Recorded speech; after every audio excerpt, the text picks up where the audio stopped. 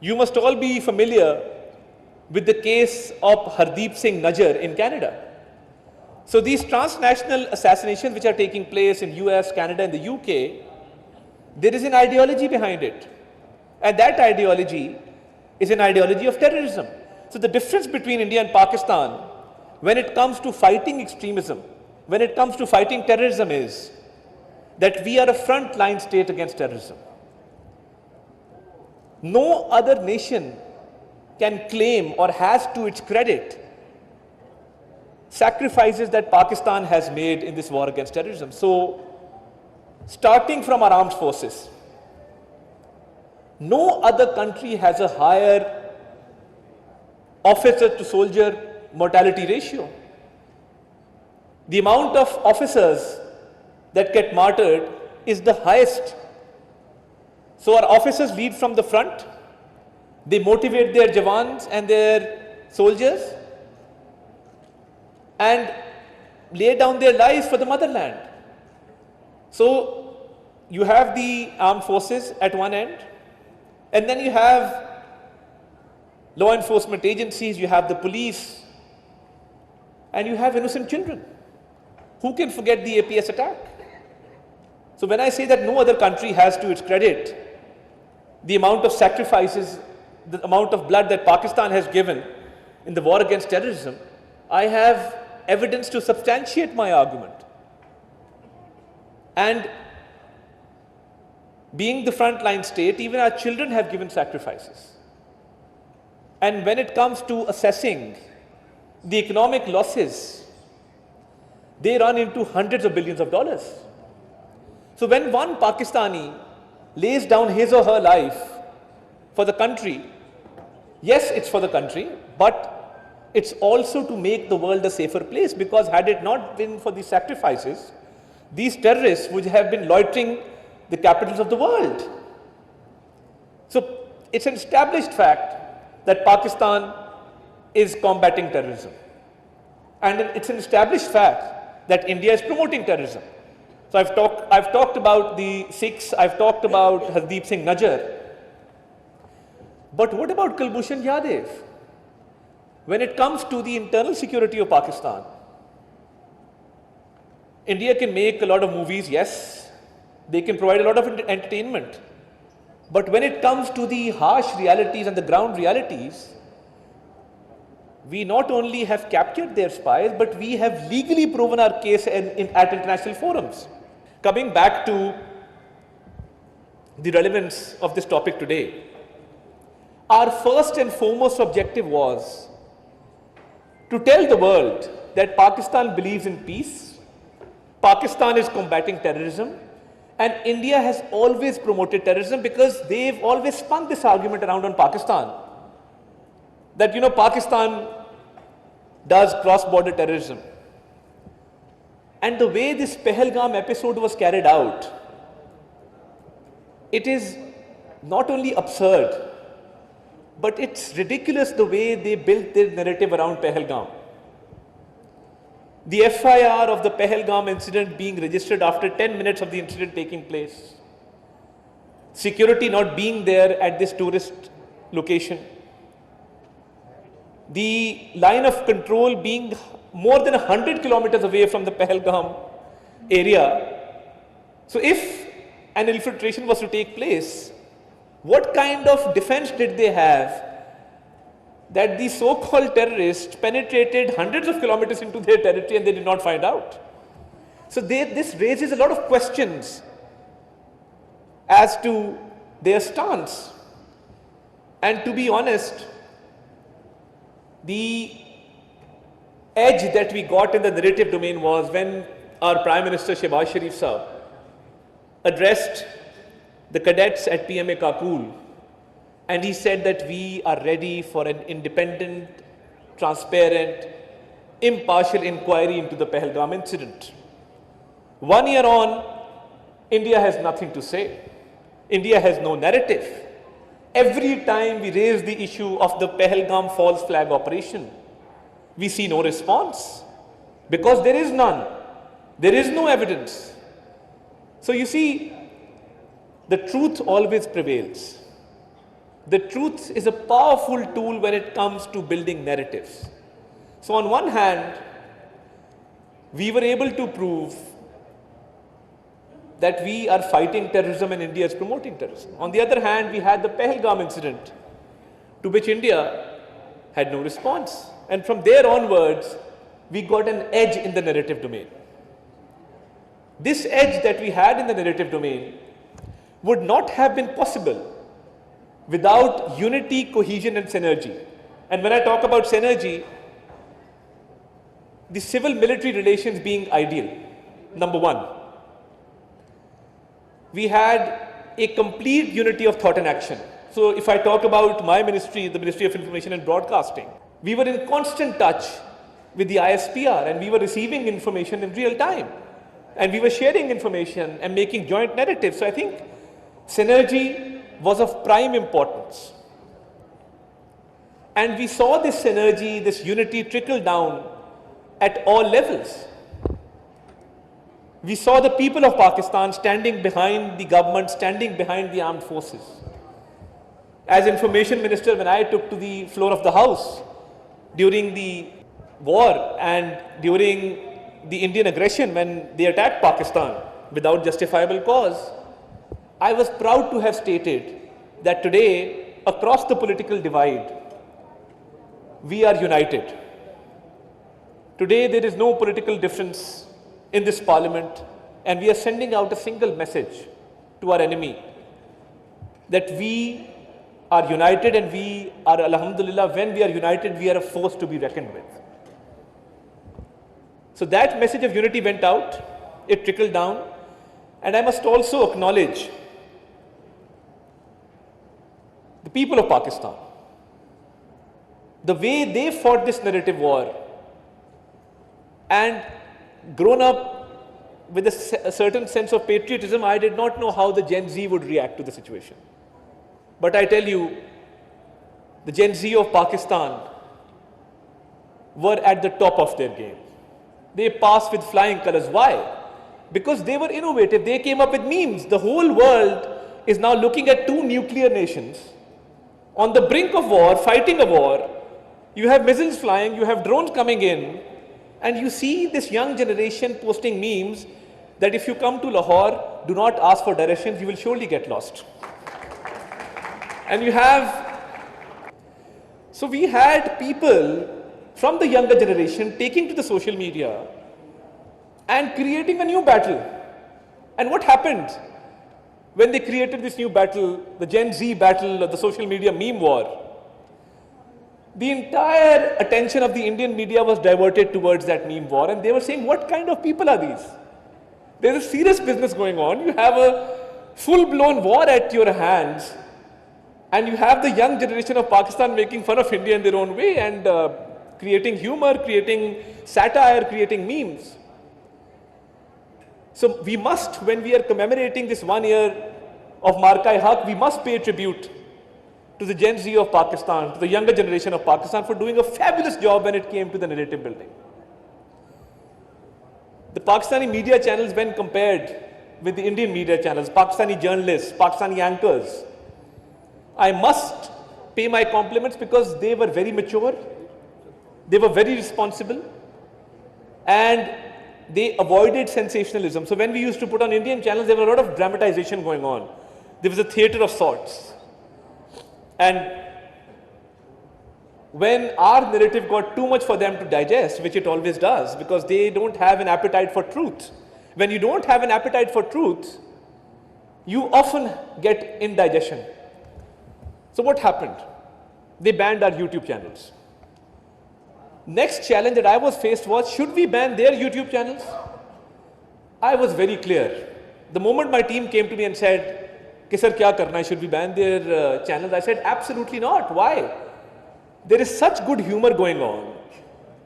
There is such good comedy going on that in this whole stress of war, there is a sigh of relief coming from them. So please do not ban their channels. Let our people watch the level that they can stoop down to. And we saw them stoop down to the lowest level that they could.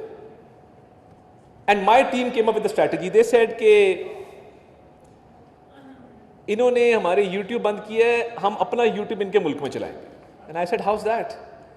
They said, what we will do is, we will put up our patriotic songs, our military anthems, by geotagging the Indian locations, and every time an Indian citizen would open their YouTube, you would see the Pakistani flag or the Pakistani armed forces, you would see our JF-17 Thunder, you would see all kinds of images on that YouTube channel.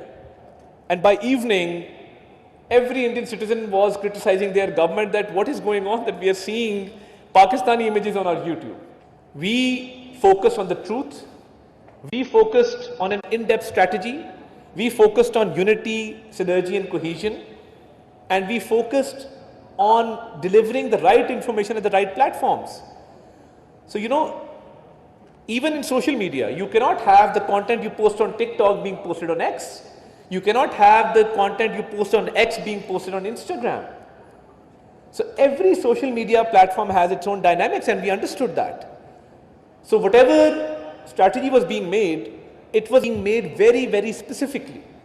For every platform, for every forum, we had a strategy which was well made, which was based on the truth, and we told the world our story the right way. In conclusion, I would like to say that it is a moment of immense pride for us 1 year on, because that victory has been amplified in so many ways that today we stand tall as Pakistanis by the grace of Almighty. The world recognizes our efforts, the world sees us as a serious country, and the world acknowledges our efforts, and I think that is something which this war has given us 1 year on. And inshallah ta'ala, by the grace of Almighty, we will continue to fight India's propaganda. And as I said, there is complete cohesion between the civil military leadership, where the Prime Minister has a vision, where Field Marshal Sayyid Asim Munir, his strategy, his efforts, even his diplomatic efforts are now bearing fruit. So we must also commend our leadership, which has made immense efforts to bring the country where it is today. And with this strategy, I think the sky is the limit, and we will, inshallah ta'ala, even economically reach a place which Pakistan truly deserves, because Pakistan, ladies and gentlemen, now is a force to be reckoned with, and we are here to stay, and we will make our mark internationally. Thank you very much, Pakistan. Hamesha Zindabad. Now I would request the respected Senator Musaddiq Malik, Federal Minister for Climate Change, to please proceed to the podium and please deliver your remarks on this occasion. बहुत बहुत शुक्रिया जी। चंद दिन पहले की बात है, हम लोग सब यहीं इस्लामाबाद की एक खामोश सी गली में एक घर में गए। मैं अता तारड़ साहब भी थे, एक दो और वज़ीर थे, कुछ और दोस्त और साथी थे, और एक छोटे बच्चे की तस्वीर आवेज़ा थी। एक बच्चा, उसका भाई, उसका वालिदा कहीं पिछले कमरे में थी, मगर वालिद मौजूद थे। ये बच्चा था इर्तज़ा अब्बास तूरी, जो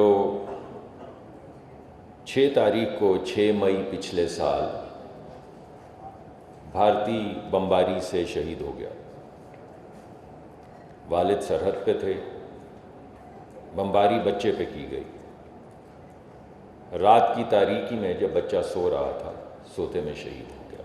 लेफ्टिनेंट कर्नल ज़हीर अब्बास, जिनका 7 साल का बेटा शहीद हो गया, सोते में शहीद हो गया। उनके अलावा हर शख्स की आंख में आंसू थे। तो मैं जब बाहर निकला तो गम इतना था, दुख से वो पूरा कमरा भरा हुआ था, हिलने की गुंजाइश नहीं थी, ऐसी जकड़ थी गम की और दुख की।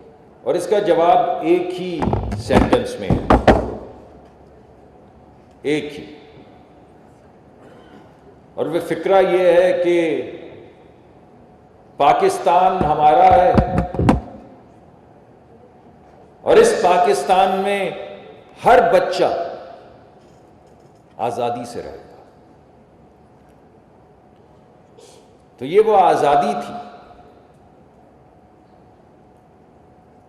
ارتضا کی، آپ کے بچوں کی، میرے بچوں کی آزادی تھی جس کے لیے وہ سرحد پہ کھڑے رہے.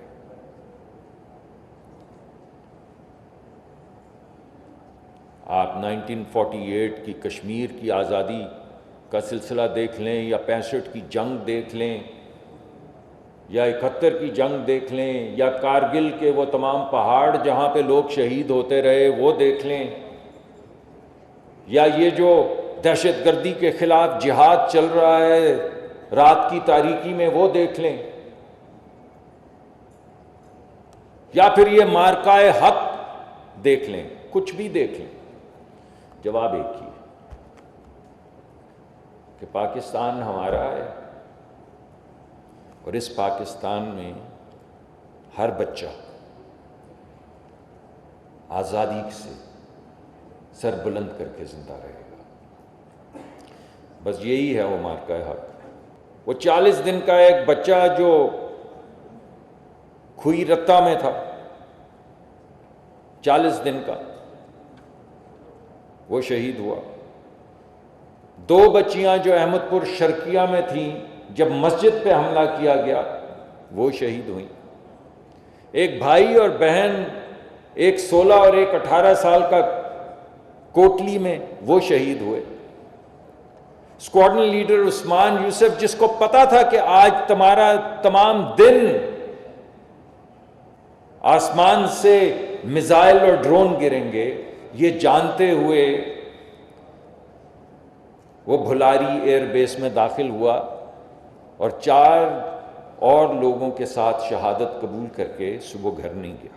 اگلے دن جب پاکستان نے جواب دیا تو وہ جو الفتح کے میزائل تھے ان میزائلوں کے اوپر ان شہید بچوں کے نام سٹیل پہ لکھے ہوئے تھے. So those names went forward in darkness before the soldiers did. وہ تو لیڈ کر رہے تھے اس جواب کو، جو مارکہ حق کا جواب تھا اس نے انہیں زندگی دی. پہلگام ہوا، اس میں 28 لوگ مرے. ہم نے بھی اظہار کیا کہ ایک انسان کی جان جائے تو ہم کیوں اظہار ہمدردی نہیں کریں گے؟ یہ تو ہمارے مذہب میں ہے. لیکن بغیر تحقیق کیے 24 گھنٹے کے اندر اندر انہوں نے پاکستان پر الزام لگا دیا. ہم نے کہا چلو بیٹھ جاتے ہیں، انفارمیشن ایکسچینج کر لیتے ہیں. آپ الزام دے رہے ہیں کہ پاکستان اس میں انوالوڈ ہے تو آپ کے پاس ضرور کوئی ثبوت ہوگا تو ثبوت پیش کیجئے. انہوں نے کہا ثبوت نہیں دیں گے. تو ہم نے کہا چلیں ایسے کریں کہ بین الاقوامی ادارے ہیں، یہ یونائٹڈ نیشنز ہے اور بہت سے ادارے ہیں، تو ان میں سے کسی کو ثبوت دے دیں تاکہ ایک نیوٹرل آربٹر اس کو دیکھ لے. تو انہوں نے کہا نہیں، ثبوت نہیں دیں گے. تو پھر جنگ ہوئی. یہی تھی وہ جنگ مارکہ حق. تو پھر جنگ ہوئی اور پھر انہوں نے اس کی آڑ میں 60 سال سے جو ہماری ایک پانی کی ٹریٹی زندہ تھی، انڈس واٹر ٹریٹی، ایک ایسی ٹریٹی جس نے 65 کی جنگ میں جھیلی، جس نے 71 کی جنگ بھی جھیلی. 2 نیوکلیئر پاورز کے درمیان پانی کی ایک ٹریٹی ہے جو ہر جنگ میں وہ سٹیبل رہی. صبح انہوں نے کہا کہ ہم اس ٹریٹی کو نہیں مانتے، ہم انڈس کو ریور نہیں کہتے، ہم انڈس کو انڈس سیولائزیشن کہتے. ہمارے ملک کی 100% فوڈ سیکیورٹی کی وابستگی ہے اس انڈس کے پانی سے. ہماری 50 سے زیادہ فیصد آبادی کا ذریعہ روزگار ہے سندھ طاس کا یہ معاہدہ اور دریائے سندھ کا پانی. ہماری 25% جی ڈی پی معیشت یہ انڈس واٹر ہے. جو ہمارے لیے سویلائزیشن ہے، تو تم ہماری سویلائزیشن پہ حملہ کرو گے؟ تو حملہ کرو گے تو یہ تو اعلان جنگ ہے. اور ابھی تو ہیلے بہانے سے صرف پہلگام کا جواب تمہیں ملا ہے. یعنی وہ ان کے بڑے بڑے لیڈر کہا کرتے تھے، وہ پہلے بھی ایک مارکا ہوا جن میں کچھ جہاز وہ گما بیٹھے، تو انہوں نے کہا کہ ہاں ہمارے پاس رافال ہوتا. وہ رافال چڑیوں کی طرح گر رہے تھے. اور پھر انہوں نے کہا کہ ہمارے پاس کوئی آہنی دیوار ہے، نہ جانے کیا ہے، کوئی ایئر پروٹیکشن S-400 ہے یا کیا نام ہے. تو ہمارے جوان، ہمارے بچے ان کے گھر میں جا کے ان کی بیٹریز تباہ کر کے واپس آئے. یہ تو پہلگام کا جواب تھا. تو جو پانی کی بات کرے گا اس کو جو جواب ملے گا وہ سب آپ جانتے ہیں. میں صرف آپ کو یہ بتانا چاہتا ہوں کہ اگر اس ٹریٹی کی کوئی ویلیو نہیں تو دنیا کی کوئی ٹریٹی کی کوئی ویلیو نہیں. دوسری جنگ عظیم کے بعد جو نظام ہے، جو ٹریٹیز ہیں، وہ اس ٹریٹی کے سسپینڈ جو وہ کہتے ہیں، اس ٹریٹی میں کوئی پروویژن نہیں ہے یونیلیٹرل سسپینشن کی. یہ یاد رہے، کوئی لیگل ڈاکیومنٹ میں پروویژن ہی نہیں ہے. جو وہ کہہ رہے ہیں وہ ہو ہی نہیں سکتا. وہ کر کیسے سکتے ہیں جو ہو ہی نہیں سکتا؟ لیکن اگر اس میں ویلیو کچھ نہیں ہے تو پھر کسی ٹریٹی کی بھائی کوئی ویلیو نہیں ہے. پھر یہ جو سگنیچر ہم کرتے پھرتے ہیں ملک کے صدور اور prime minister, the signature is not worth the weight of the paper on which it's written. Sub treaties ختم ہیں پھر پوری دنیا کی. ہم تو اپنے آپ کو اپر رائپیرین مانتے ہیں. مانتے کیا ہم ہیں، کیونکہ کشمیر کشمیریوں کا ہے، ہمارا ہے. یعنی آج کے بعد کوئی بھی جو بہاؤ میں نیچے ہے اس کا پانی بند کر دیا جائے گا. ہمارا نہیں، ہم تو اپنا انتظام کر لیں گے. ہمیں تو جب روکیں گے تو دیکھیں گے. یہ پیغام سب کو مل جانا چاہیے کہ if this treaty can be suspended then there is no treaty left on the face of this earth. لیکن جو فنڈامنٹل چیز میں آپ کے سامنے رکھنا چاہتا ہوں وہ یہ ہے کہ جو جواب ہمارا جواب تھا اور ہمارا جواب ہے، مارکہ حق میں بھی، اس سے پہلے بھی اور آج بھی، وہ جواب میزائلوں میں نہیں تھا. وہ ان کے ہمارے جہازوں میں بھی نہیں تھا. وہ ان کے جہاز گرے، ان کے ٹھکانوں کو اڑایا گیا ایک رات کے اندر، میزائل اڑائے گئے، وہ ڈرون اڑائے گئے ان کے گھروں کے اوپر. یہ نہیں تھا جواب. جواب وہ ریزالو تھا.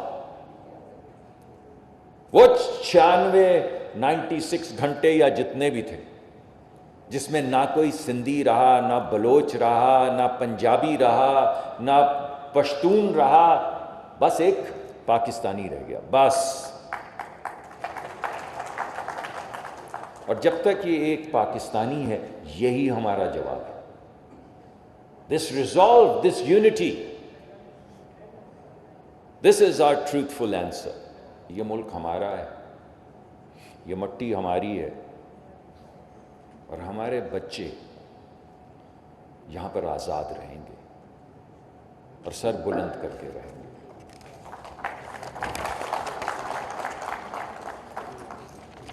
پاکستان پائندہ باد. مارکہ حق کا 1 سال مکمل ہونے پر سب کو مبارکباد پیش